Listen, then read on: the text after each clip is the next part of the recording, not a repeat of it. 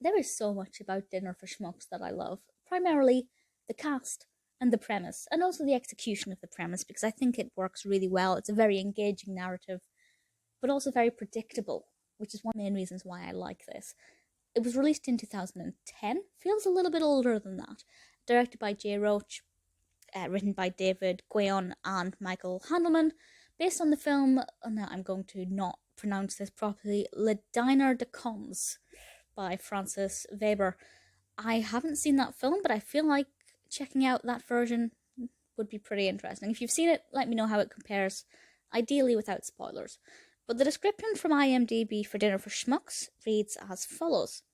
When he finds out that his work superiors host a dinner celebrating the idiocy of their guests, a rising executive questions it when he's invited, just as he befriends a man who would be the perfect guest. So that sounds sleazy. The work superiors host a dinner celebrating the idiocy of the people they've invited. Kind of feels like a very nasty thing to do, but also makes you think, what kind of guests are they going to invite? Who are they going to invite? And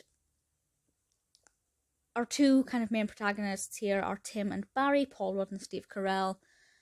Tim is probably the antithesis of Barry, but they're both there at this dinner, and they both have what I can only describe as very, very different experiences.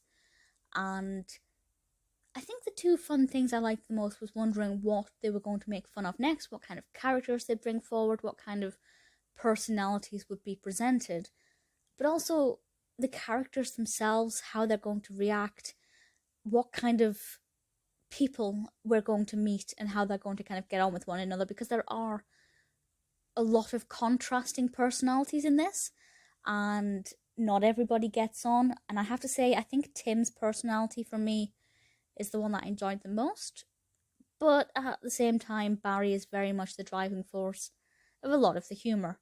The characters are brilliant, very well developed. I would say this has one of the biggest mixed bag of fascinating personalities in terms of characters that I've seen in a single film in a long time. The cast itself obviously is amazing to support this. Steve Carell and Paul Rudd, as I said.